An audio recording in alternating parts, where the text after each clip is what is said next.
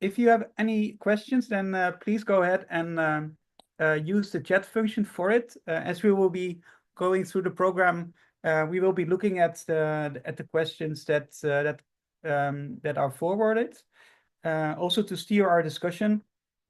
And at the very end of the session, the last section will be there's an open floor where you can also ask questions. And at this point in time, we will be calling to on the people that would like to pose a question, and then ask them to switch on the cameras and ask the question to our panelists. Let's see. So we have three speakers. We have Jacobo Castellanos. He's working at Witness. Then Flora Smith, managing partner at Top Photo Image Archive. And Xavier Utrop, he's working at the Institut National d'Audiovisuel, or INA.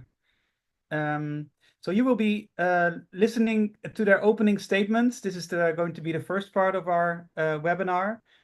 So each of the speakers will be exploring the topic of generative AI from their perspective and the work and the research that they're engaged in. And then after some, let's say, 20 minutes, we will be diving in a panel discussion of 15 minutes where you'll be exploring sort of cross-cutting topics. And then we have the audience Q&A, and then wrap up and closing remarks.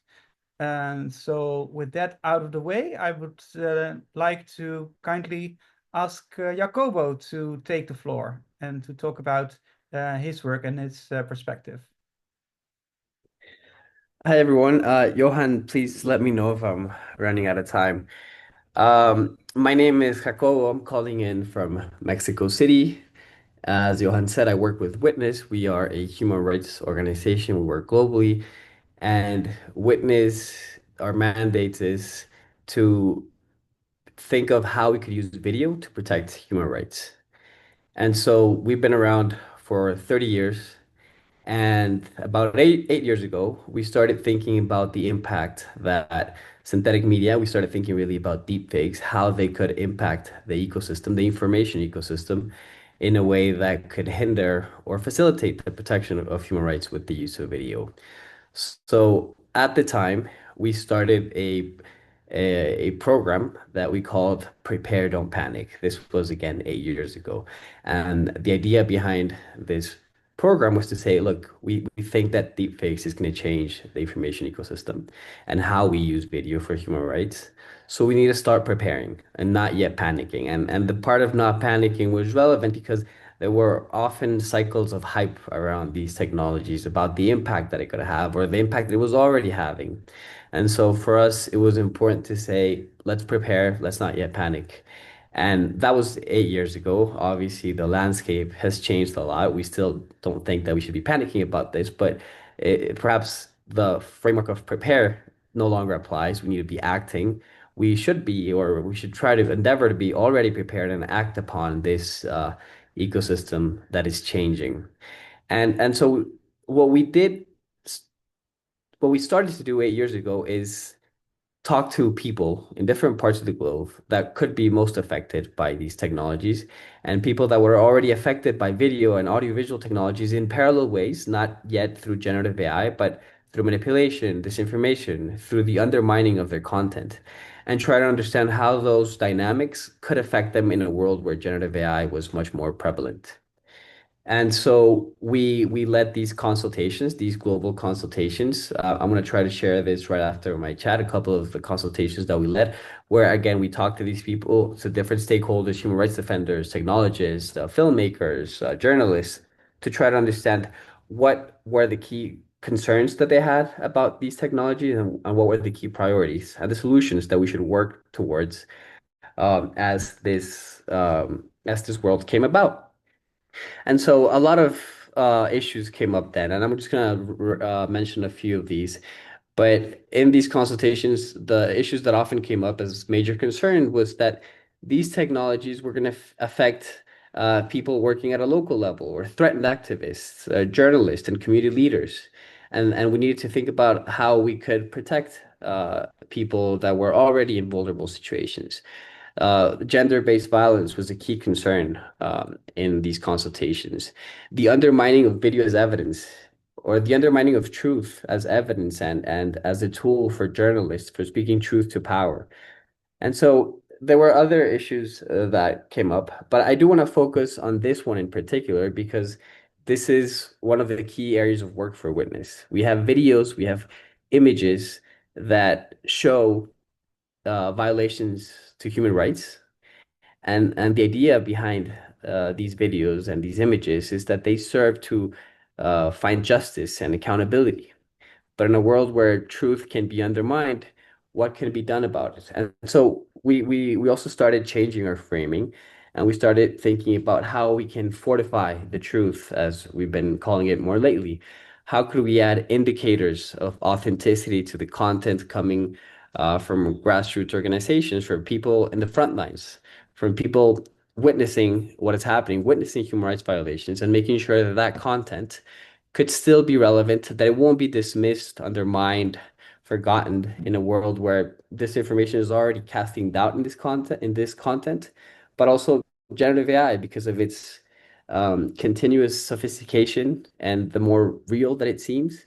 How do we fortify that truth? And so Witness has been working on various areas here. Detection technology is one of our key areas of work. We lead what we call a deepfake rapid response force, as it's a program that is where we partner up with journalists in order to help evaluate computationally content in order to determine or help determine, based on also on cultural clues, if the content is synthetic, if it's organic, or if it's anything between that long spectrum of possibilities. And the other area that we work on, and that this is the area that I work on the most, is provenance and the use of verifiable metadata. And so my day to day, just to tell you, for you to get a sense of what my work is I sit in the Coalition for Content Provenance and Authenticity, this coalition of mostly companies that are developing these standards for capturing interoperably metadata that could be verified. And so as we sit in this coalition, we're thinking about what's needed from the perspective of journalists, from the perspective of human rights defenders, so that the content that they create is believed in. But at the same time, these new mechanisms for truth don't create other problems. And so to give a sense of what we're focusing more on is privacy and making sure that personally identifiable information is not required or it's not necessary in these mechanisms because that could lead to surveillance and the weaponization, especially in certain contexts where we can expect regimes to create laws or regulation that use or leverage these sort of technologies for surveillance, for example. We're also thinking about epistemic justice, the idea that if we move towards a world where we can expect content, or the idea that we should expect content to have verifiable provenance, what happens to content that doesn't have that? And our perspective is that there will always be good reasons for content not to have this verifiable provenance, this cryptographic metadata. Could be for technical reasons. We can expect not everybody to have access to these technologies.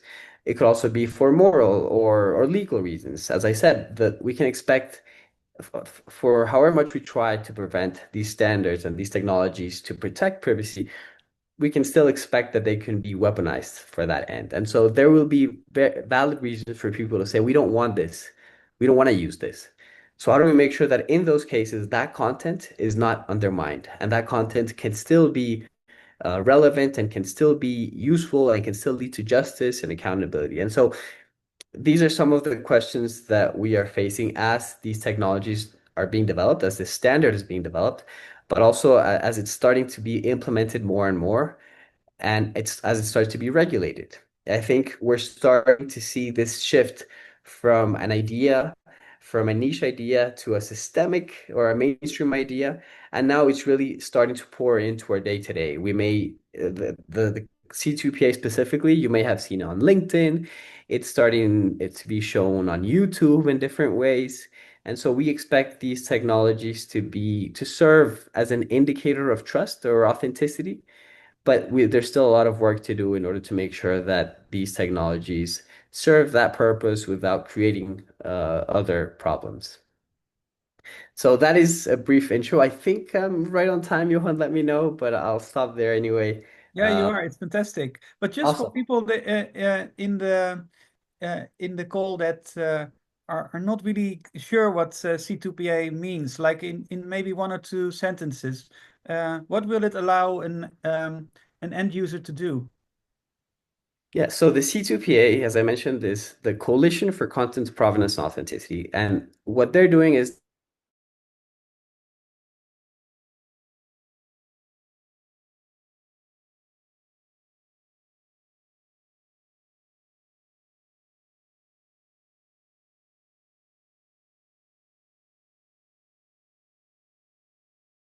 metadata that contains certain information about that image so that if later somebody makes a change to that image, that hash can be broken.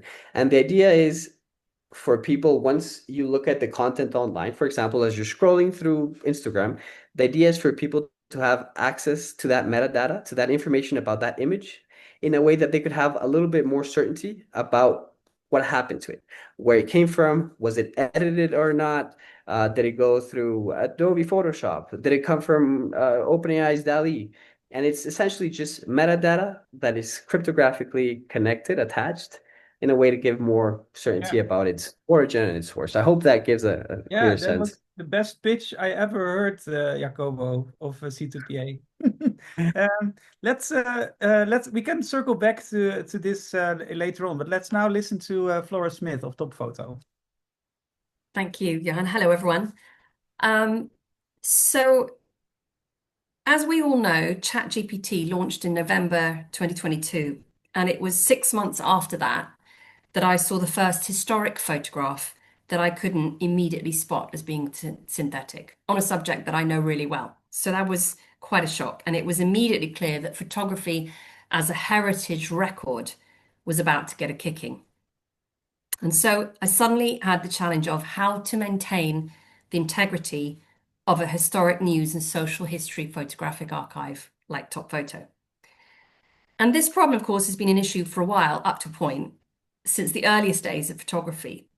And one of my favorite examples of that is from 40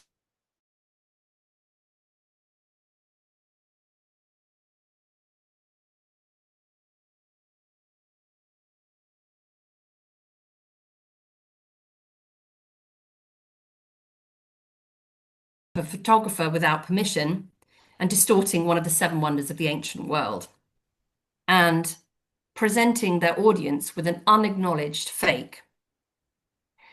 And it was a brand and PR disaster for the National Geographic. And it was a case study that was taught in journalism courses as to how to avoid making such a huge mistake yourself. And I think that we all know in the last couple of years, the issue is not so much the temptation to fake and distort, because that's a human instinct and it's always been there, but it's the scale and the ease and the affordability to create fake photography and actually fake history. And that's off the charts. And although I'm not going to show you a chart, there are about 34 million synthetic images produced every day, 34 million. 63% of synthetic images are believed by the viewer to be real, and real images are increasingly assumed to be fake. So at Top Photo, our approach is a mix of the personal, philosophical, technical, and even emotional. One practical step we took is to work with a wonderful filmmaker, a guy called David Baksh of Deventos Films, to make a couple of 40-second video ads, short attention span world that we're in. One is called Fake, the other is called Prompt, and the campaign is called Reality Checked, and it was designed to be an awareness exercise for our historic archive, but even more importantly, designed as a public education tool. And David was so intrigued by the issues and the archive itself that he actually went on to make a 13-minute documentary film about the threats posed by generative AI. and it's been shown at a number of film festivals, and I think he's going to release it more widely online next year. It's called The Moment of Truth. And in the film, I use our archive to talk about the profound difference between synthetic images of the Windrush generation arriving in the UK in 1948 versus the actual people, their true stories, captured on the spot in 1948 by photographers who were actually there, and with those true stories only increasing in impact and importance as the years roll on. But if I come up to the present day and look at the developments within the agency sector and from working with our European colleagues, image archives and our trade organizations are working really hard to help establish useful guidelines for everybody. The annual CPIC Congress is just taking place in France, and the pre-publication insights that were given to us by the CPIC Working Group on AI were really interesting. They concluded that authenticity is actually rather too ambiguous a word. Trust and trustworthy is what we're really working with. Remembering 63% of synthetic images are believed to be real by the viewer. So what's the way forward for archives and the clients that we serve, and ultimately for the clients and the audiences they serve and the public? And how the hell are any of us going to stay in business while all this works through the system? Well, if the core issue for historic photographic archives is trust, public trust and client trust, then our response has got to include transparency, provenance and visibility. And at Top Photo, we realized very early that we'd need time to research provenance solutions and time to find funding to apply those solutions. We're a small business. First, though, is the first thing we did was we consulted our own sense of what's right and what's wrong. And as people working in a serious and independent historical archive, supplying a lot of still images to documentary, education, that's our children, and cultural sector, we've got no interest in producing or promoting what I would call the con trick of fake photography. We began by making sure that all our image partners, we work with some of the best across the world, they confirmed that they are not, and will not be sending us any synthetic images. So this is in June 2023. And of course, we also have our own studio, which is where I'm sitting right now. So we digitize our own glass plate negatives and prints. We wrote to all our customers of the steps that we were taking, and we pointed them to our policy statement on our website, which at the time was quite radical, oddly enough. We confirmed to everybody that we're all about genuine photography and nothing else. And so that's establishing our approach, our practice, and our promise to our suppliers and our clients. And that's the trust. But we also knew that that wouldn't be enough on its own, not indefinitely. So our next step is to assert the provenance of our archive, going back to what Jacobus was saying, by which I mean the digital versions of our archive. And we're going to do that by archive anchoring on the blockchain. And there's extremely interesting work in this area being done. Some of it's just been mentioned, but by Starling Labs in the US, I've talked to them, Open Origins in the UK, the Content Authenticity Initiative, and there's others rising to the challenge. And I wouldn't recommend myself, I wouldn't make any recommendation of any particular partner, but I do think in principle, the world is better served by authentication and indeed all those tools being developed and distributed across different sizes of enterprises rather than just left under a couple of mega tech companies. I think diversity is healthy and resilient, and monocultures not so much. I do think, though, that it's really important to recognize and experiment with new technology and use it ethically and where it adds value and quality. And I think why are we using something is always a very important question. For us, we're experimenting with something called WISE, which is visual recognition technology powered by AI and machine learning to give us a turbocharged lateral thinking search engine. And that's my term for it. And I realize it's not particularly snappy. But we worked with academics at Oxford University to develop the tool. And we're in the final testing stages. Importantly, it doesn't create any images. The aim of it is to radically improve search and find. So including concept searches. So my favorite is having a good day and seeing what is delivered to me for that. And almost the best thing about it is the serendipity of the machine suggesting images I would have never thought of, but which actually leap off the screen and become a powerful tool for me to use. And the best thing of all is that the images are all real, because nothing is as powerful as a true story. So apart from that, when I'm not working on how to reposition the top photo and make sure that we get through to our 100th birthday in 2 years' time, I spend quite a lot of time thinking in this new brave new world we're in about how to be a good ancestor. So assuming that we all navigate the current tech revolution, what do future humans need from us in 100, 200, even 500 years from now in order to know what it is that they're looking at from the age of photography and what can they rely on? So I'd like to end by taking us all back in time and far out into space. In 1977, NASA launched Voyager 1 and Voyager 2 with 115 photographs on board, all chosen ultimately by Carl Sagan himself. And those images were inscribed in copper and gold to last for millennia across vast distances, ready to prove who and what we are to any passing aliens. The photographs were the proof of human existence and our civilizations, our history, and our cultures. And one of the 115 images is a top photo image of the Olympics, as it happens. And I was 6 years old at the time of the launch. And I'd like you to imagine for a moment a future where synthetic images are totally out of control. They've spread like alien weeds, and they've contaminated the entirety of the web. And there's now no way to tell what is real and what isn't, and no way to undo the tangle. No way to start again to get real historical photographs because there's no such thing as time travel.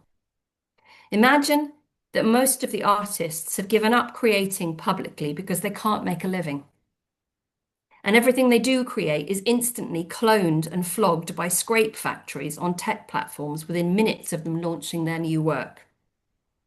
Imagine that fires and earthquakes, natural and man-made, have destroyed most of the great libraries, archives, collections of the world. And imagine that the only photographs that are unarguably genuine are on 2 small spacecraft beyond our star system and out of reach. Thank you. Thank you so much, Flora. That was both informative and beautiful. Let's move to, I think, France, Xavier. Yeah, I'm in Paris right now.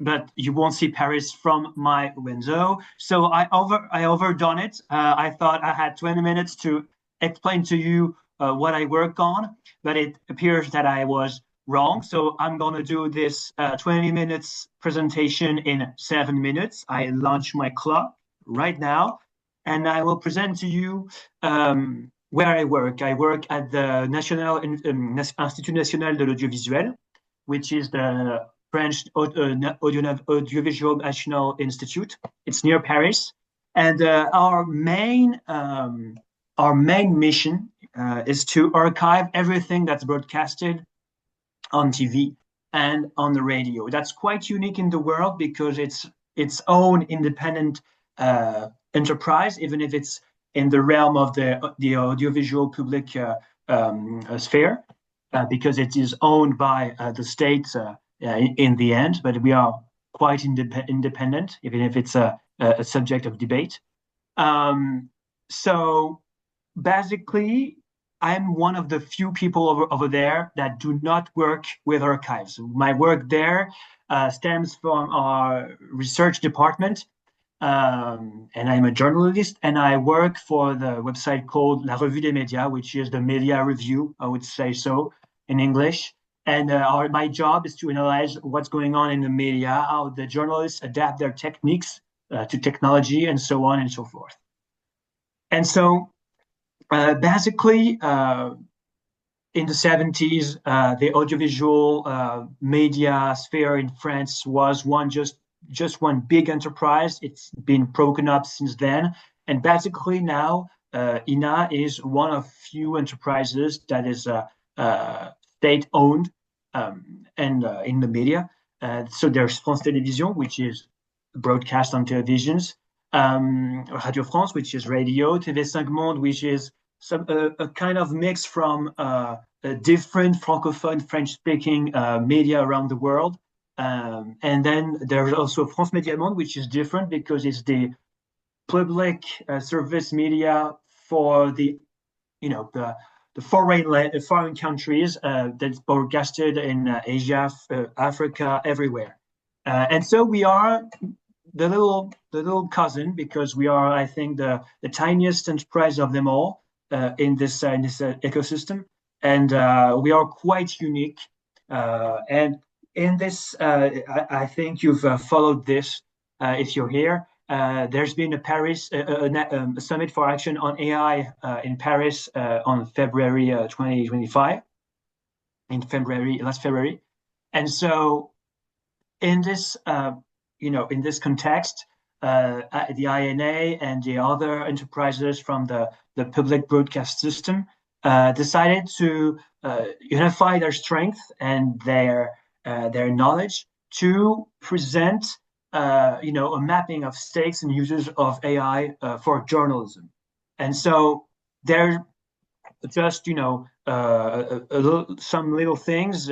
AI may be the third massive industrial revolution in the past decades. There's been the web and the digitalization. Then there's been the social media and smartphones. And each time the media landscape, whatever the media is, radio, paper, or now even websites and TV, have to adapt. I've had to adapt. And so now that that we are going forward with AI, we can say that there's been an effect wow, like a very big hype a few years ago. And then there's been some kind of effect buff, which is some kind of disappointment. And then now we think we can say that there's slowly but surely we are getting enlightened about what AI is and what AI does. But most importantly, where we are taking AI, because I think that's the major subject we have to tackle, is that AI itself is just a bunch of mathematics and statistics with computer code, and it cannot decide upon itself to do anything, even if there are biases in the code, and we have to decide where we are taking it. So we've mapped approximately four areas where AI can be used for what AI can be used in journalism. So everything has to do with information, because of course we treat information, but so their collection and preparation, production and publishing, verification and distribution. My peers have already talked about some of these uses. I'm not going to go too deep into details because that would burn my time. But you can write me after the presentation to get the presentation, no problem. So what we can say with certainty is that AI for journalism is a double-edged sword. Because it's not one thing. First of all, it's not one thing. It's an ensemble of tools and processes, and we sum it up as being AI. But there are so many things under this umbrella term that we have to be more precise when we talk about AI. And for journalists in particular, that's a very hard subject, because it is at the same time a societal topic, because it's a revolution in our ways of thinking about labor work. So it's a big philosophical question, and it's also a tool in our work. It's also a disinformation accelerator, and it's a potential competitor to us as journalists. So it really is a double-edged sword. And so there are opportunities, as in every tool. We have listed some of them here. There are also risks and challenges. But I think there's a term that we can use to explain what AI is. It's a Greek term from ancient Greek that is pharmakon. And I'm going to tell you a little story, and I'm ending my time right there, but it's a little story. Last year, a bit more than a year ago, I learned that France Télévisions was a bit anxious about the use of some, photo editing softwares to erase the way the people were masked or disguised in some news segment. Like when you put some, I don't know, I forget the word, on the face, you try to disguise it, and there are tools that now can recreate the face of the person behind the hiding. And so France Télévisions was trying to find a solution to prevent that. So they pulled out a lot of news segments that were badly edited, where the people could be discovered. And so they also proposed some new solutions to, not having people, denounced by the techniques. So that's one thing that's a bad thing. It could be horrific for people to be discovered as being the source of the news segment. But AI can also be a tool to prevent people from being discovered. So there's been this new TV documentary aired a year ago in France about the youth in Iran. And even if the people were not anti-system or anti-regime, they do not have the right to speak with foreign TV channels. So the producers had to hide their identity, and they did that through the creation of AI-powered avatars. And so AI in itself is not bad, it's not good. It's a pharmacon. It's also at the same time the remedy and the poison.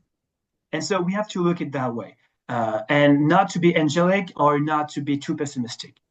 And so how to evaluate AI tools, we've made a checklist. So it's in French and barely readable from where you are, but you can find it online. No, that's not a big issue. But to sum it up very fast, there are 6 criteria, each with sub-criteria that are not listed in this presentation. So there's the use value, the technological maturity, the corporate social responsibility, sovereignty, and safety, the legal and reputational risks, and the costs.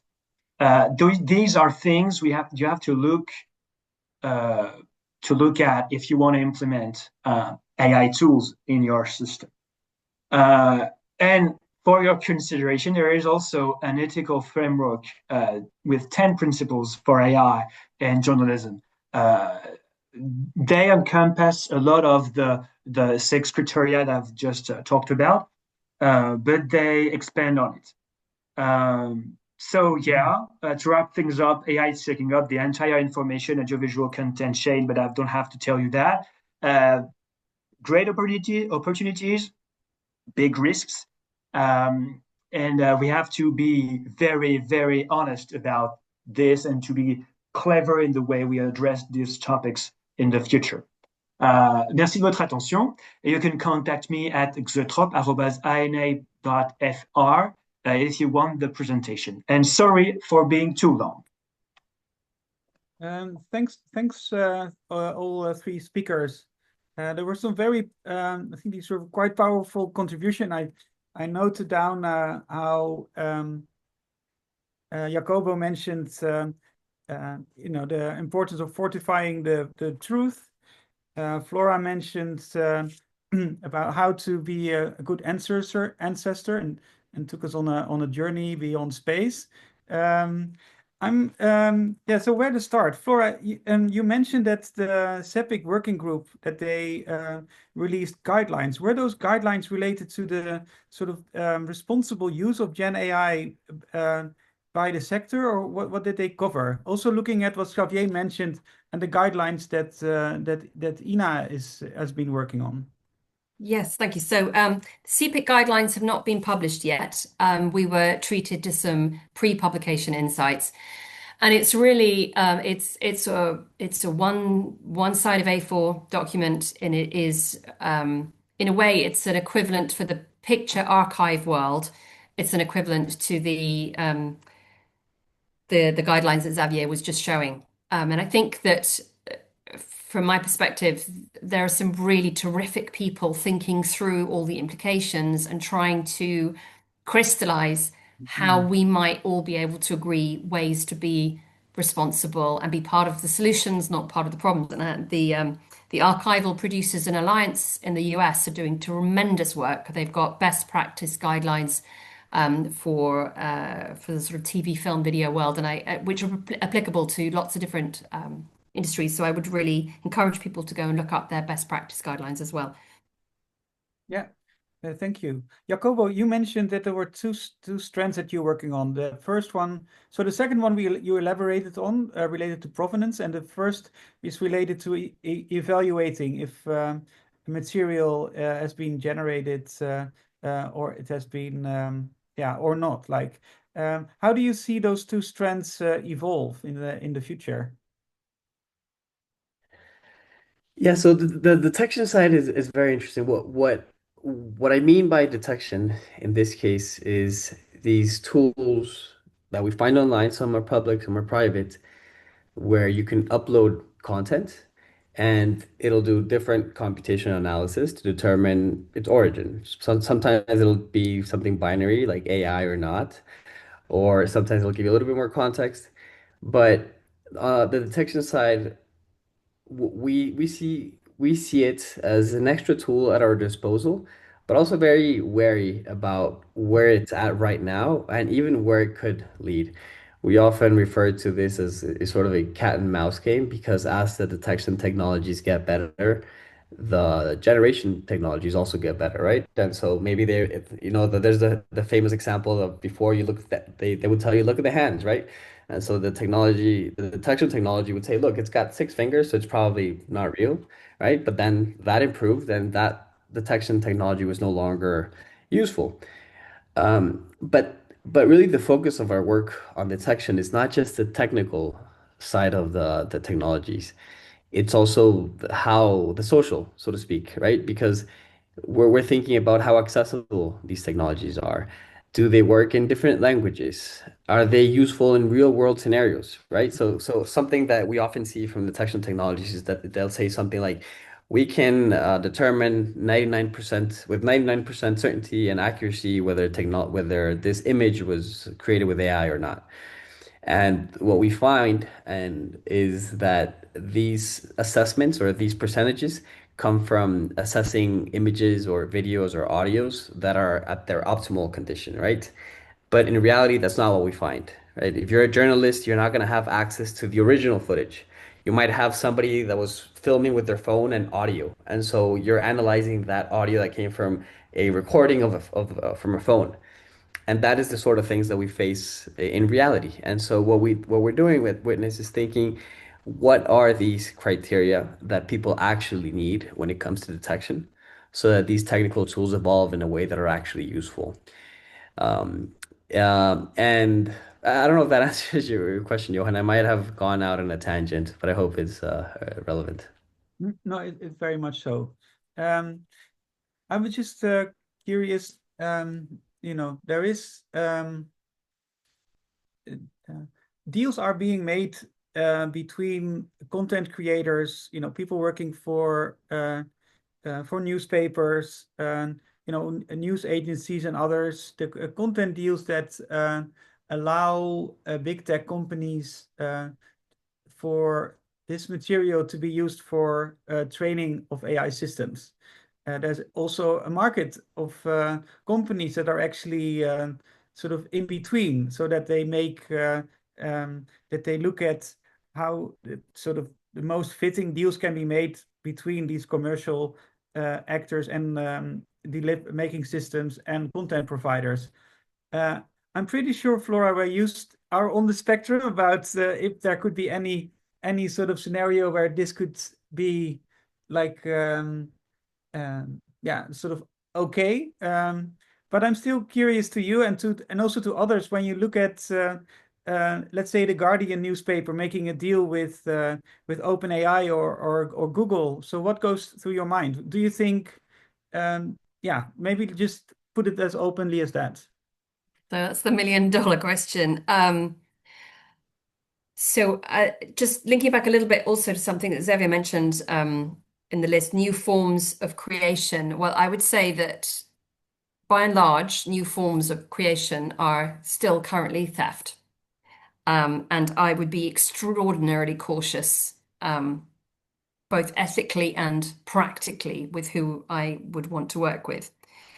I think if you want to, if an archive wants to consider offering access to their collections, and the costs of things like archive anchoring are significant, so we have to find ways to fund the very problem that's being thrown at us by the technological companies. I think you have to be extremely sure of the rights that you have in your collection in the first place, obviously, because we represent photographers as well as have an enormous amount of our own material.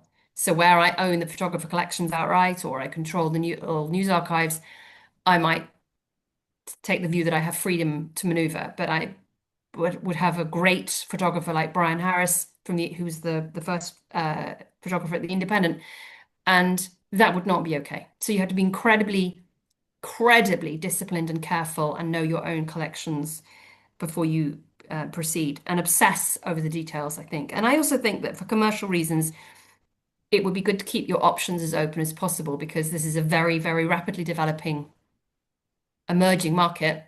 And I think that an archive commercially would want to make sure that it hadn't boxed itself into a corner and then find that it misses out on something very important later. So I would always start with the ethics. I also think if you're thinking about anything like that, looking at some of the most interesting trailblazers who are putting ethics and the human all the way through from the basement to the ceiling.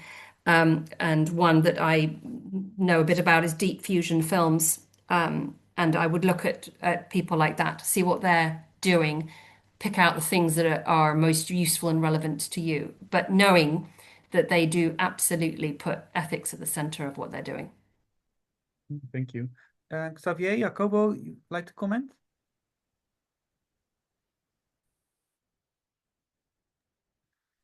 I think so. It may be a tangent, so I'm gonna go with it. But I think, I mean, I'm gonna speak about the media because the status of the media, the situation we're in right now. I'm not speaking on behalf of all the media, but as being paid by a media and working on the media. The fact is that the media globally are in a dire situation, and we have to compete with a lot of technological enterprises. And a lot of media companies have barely right now just adapted to the web sphere, to the web reality, to the smartphones.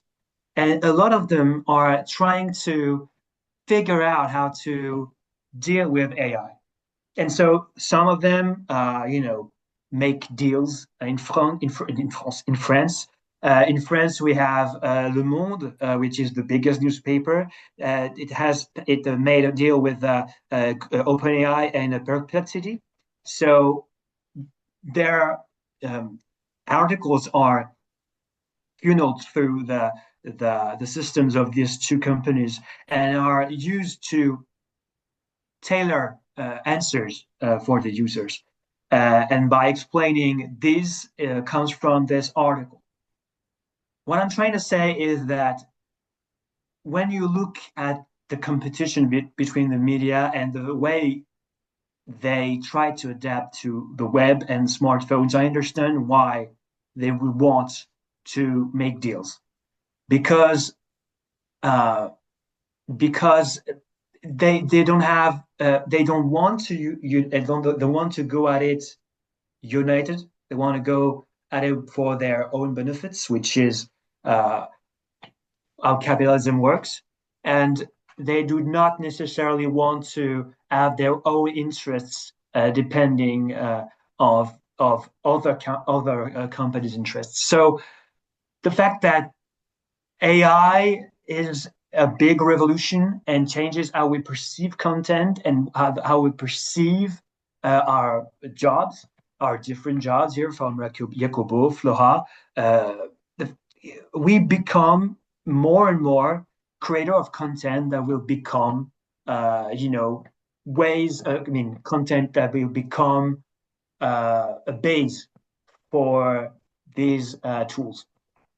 And that's one way of looking at the future right now. I think it's definitely one way of thinking about it in the minds of the great masterminds behind these wonderful tools, because I think these are wonderful tools. I think they are very dangerous for jobs, for creativity, and independence too of a lot of people and a lot of enterprises and even the countries, because that's one thing that we don't have to that we have to look at.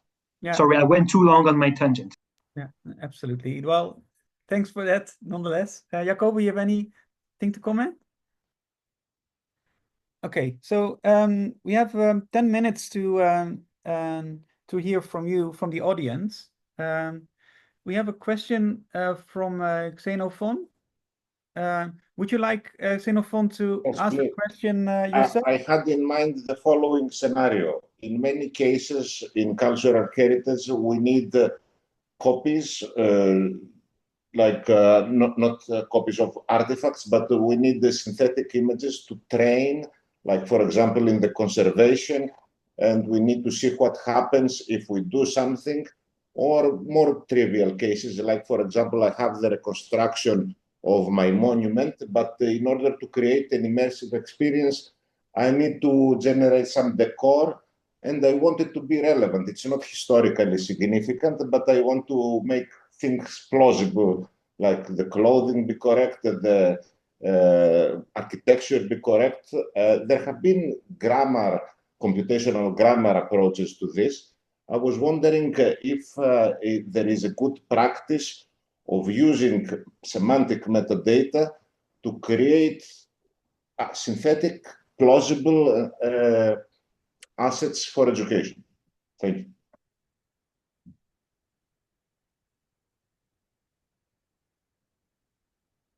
Xenophon, maybe just out of curiosity, what is your affiliation, your background? My affiliation, I'm a computer scientist. I work on research projects. Currently, I coordinate the Horizon project. And I'm a computer science and working on digitization and digital cultural preservation and things like this. No, thank you. Are there panelists that like to respond? So the question is, I think it's an interesting one, because you are talking about how you can generate something that is both historically accurate and aesthetically plausible. That's going to be quite difficult, I would say. So I'm gonna answer if that's okay. That's not my core job at the INA, because I do not work on archives once again. But the fact is that because we deal with archives, that's a topic we address quite regularly in our meetings. And the fact is that one of my colleagues that I esteem a lot, Xavier Le Marchand, is one of the big brains about AI at the INA, and he told me about not real footage, but synthetic footage of, I think it was in Rwanda during the genocide, and he was a bit baffled because it was so realistic that he thought it was a real footage.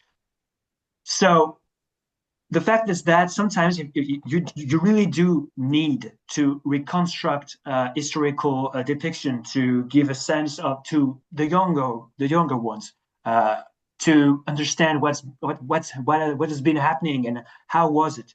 And so the fact is that you cannot fight it, in my opinion, you cannot fight that. So you have to say whenever you can. And I mean, that's I think a good practice that a lot of newspapers or media should have, is that you have to signal it's a AI generated.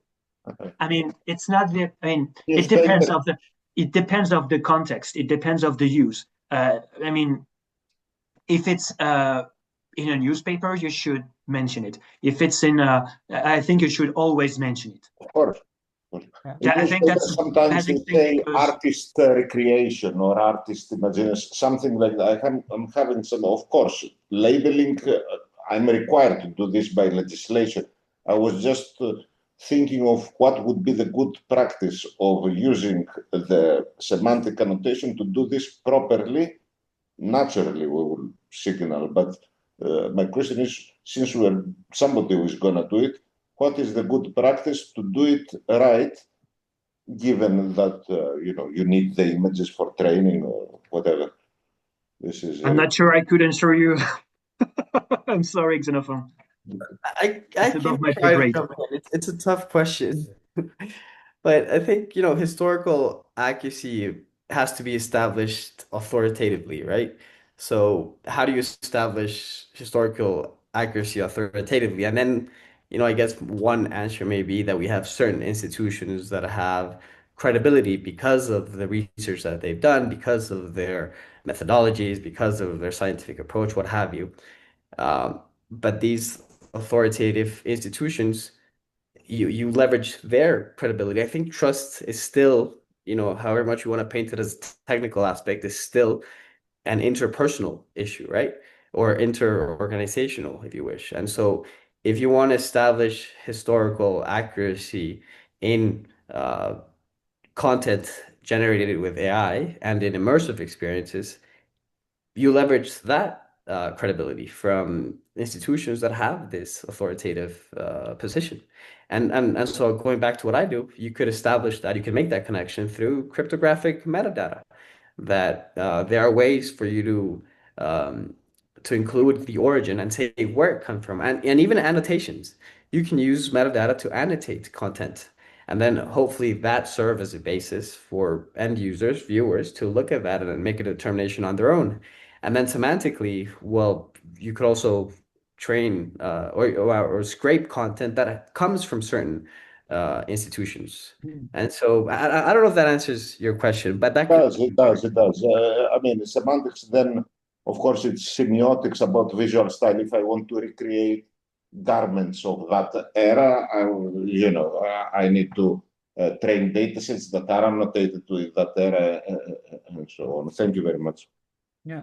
So, So if I so could I add yeah, a of tiny course, bit to that? Sorry. So I absolutely. was just Yeah. going to say, Xenophon, that I think that the trust issue is really, really important, and that I believe that institutions that really manage their integrity and make it very clear will do really well in the new world that we're approaching. I think that there is a way in which one can be incredibly sort of disciplined and full disclosure about what, not just that something is recreated, but that you use primary sources, written accounts from the time of what was actually happening in order for you to create the particular moment in the battle or whatever it might be. And I think as we educate our populations to become much more savvy and in tune with what they're seeing and what they need to be looking for, like a kind of like references at the back of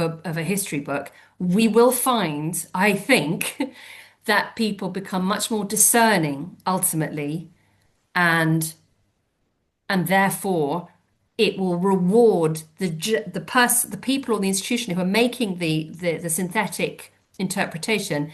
It eventually those people will be rewarded by their discipline and their honesty and what they're making up and what they're not. It's writing, Yeah. like writing a good paper in a good journal, peer reviewed. Also, this is a way to peer review is a way to establish some kind of credibility. Yeah, thank you so much for that, Xenophon. So I was back tracking with Laura, who's helping with the moderation. There don't seem to be. Oh, there's a question of Marco in the chat. I will allow Marco Streefkerk to raise that question on camera if he wants to, or I can read it out. What do you prefer, Marco?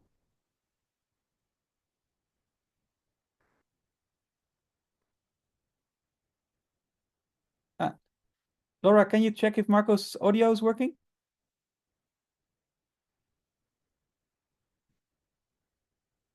Okay. Let me just read it out if that's okay, Marco. What are the fundamental differences, if any, between trust and digitized historical objects versus born digital?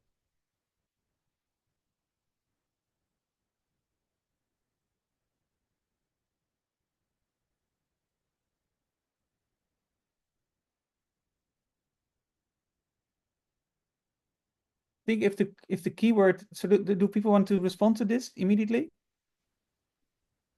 I think it's a complicated question. It's like the question just before from Xenophon, very interesting question, but not sure I know how to answer it. I think the one way of looking at it is that basically the massification of the new technologies and the way we are becoming at the same time mass receivers and mass producers and mass sharers, and the fact that we have not been prepared for that complicates a lot of these questions.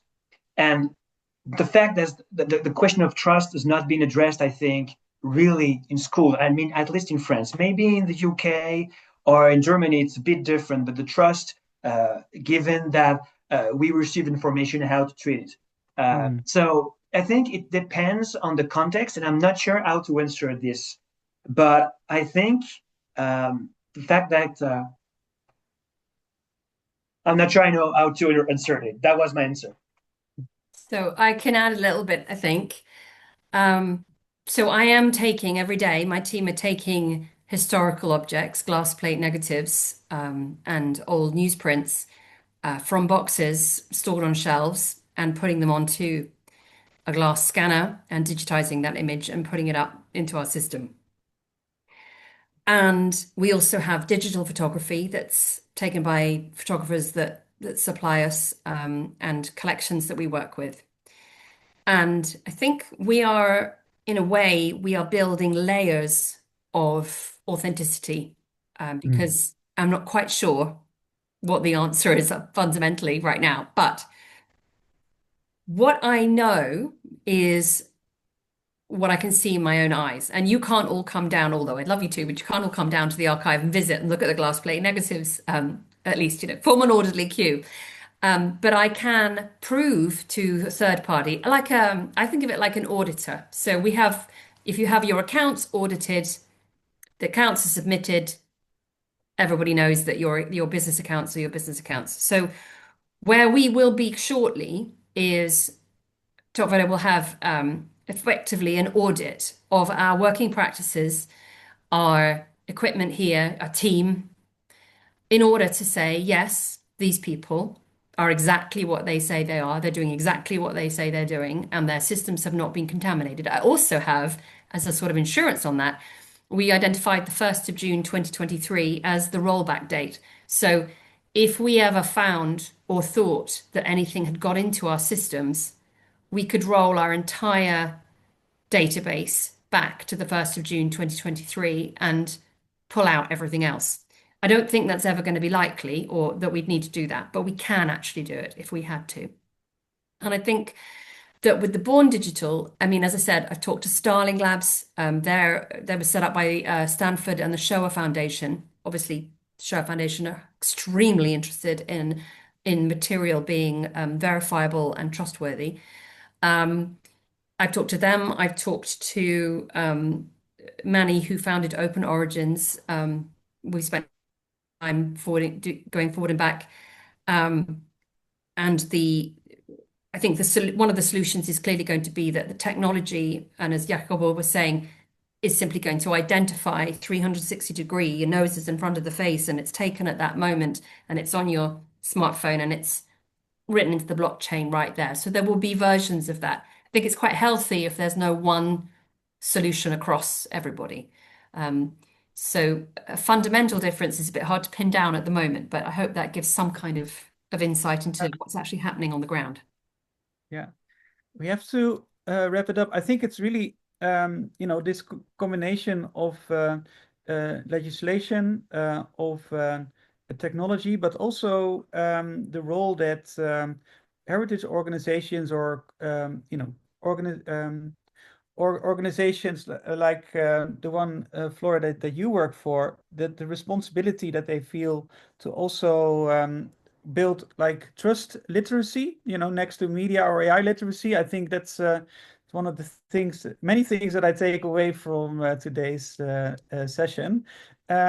We only had 1 hour, and I was afraid that we needed a little bit longer, but I just want to thank all the people for being engaged and asking questions, and obviously many, big thank you to Xavier, Flora, and Jacobo for sharing their insights. I also saw loads of links in the chat, which is really great, so we can explore that further. Flora, I was also curious, the videos that you mentioned, the moment of truth, if there's any way that we can sort of give a little bit of that back to the participants if we are sending them the summary, or maybe one of the videos that you share. I can send a trailer, Yeah. but I'd be very happy to arrange a time-limited screening for EUscreen members if that was of interest. So, and then everybody that's on today could dive in and have a look. It's only a 30-minute film, so I could organize something if there's enough interest. Very much so, yeah. And last but not least, I would like to thank Laura, my colleague, who has been instrumental in putting this all together, and she's doing all the jiggling behind the scenes that made this all work also technically. So with this, I will leave you here, and I hope to see you in our next event. Thank you so much.